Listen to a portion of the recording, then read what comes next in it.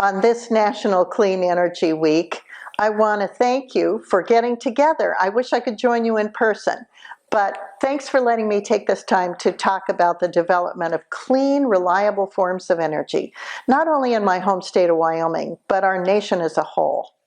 I'm very proud of Wyoming's legacy of reliable energy production. Wyoming's worked tirelessly to develop both traditional and renewable power, as well as finding ways to make our traditional energy sources, such as coal, oil, and gas, cleaner. Wyoming's energy producers are setting the standard when it comes to efficient, clean, and environmentally friendly production of oil and gas, leading us to become the largest net exporter of energy in the country. We're not the largest producer, but we are the largest net exporter because we consume very little of what we produce in Wyoming. Wyoming's not the only one paving the way forward for clean energy. American energy as a whole is among the cleanest in the world. That's why we should be exporting some of it to Ukraine. That's why they shouldn't be using Russian gas. It's not as clean as US gas. But despite our abilities to produce our own energy, the industry is experiencing incredible hardships. The geopolitical pressures that I just mentioned from the Russian invasion of Ukraine, continuing supply chain disruptions, and the regulatory burdens from our own federal government continue to threaten our domestic energy industry, our cleaner energy industry. We are at a crossroads. Do we go down the path of Europe, where environmental extremists have dictated energy policy, leading to reliance on that dirty Russian gas and skyrocketing prices, or do we let reality dictate our energy policy? I think we should do the latter. Our nation needs to take hold of our tremendous ability and get back to producing our own energy.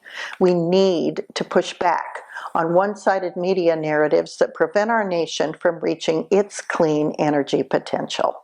We all want clean land, air, and water, and Wyoming has consistently demonstrated that we can have those things and simultaneously power the nation and create good-paying jobs for our people. Yes, the climate is changing, and humans have a small role in that. We need to develop and deploy breakthrough innovation in lower emission technology, including carbon capture, utilization, and storage. Through advanced research and funding, as well as private sector incentives, carbon capture technology and other clean energy technology, when paired with the production of traditional energy resources, will be important in reducing emissions from the electrical and industrial sectors. This will not only allow the U.S. to continue taking advantage of our abundant natural resources, but will also create many jobs, good-paying jobs, in these sectors. We also need to enact comprehensive permitting reform. I cannot emphasize this enough.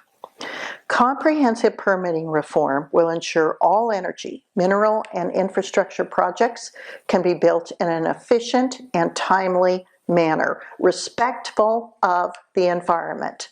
This includes NEPA reform.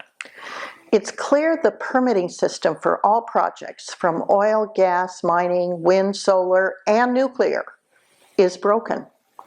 Permitting new energy developments and basic infrastructure projects in the United States takes years or even decades.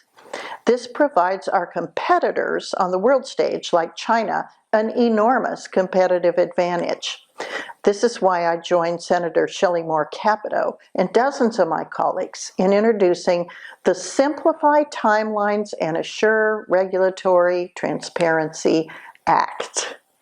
This is a common sense permitting reform bill that will simplify and expedite the permitting process for energy and infrastructure projects.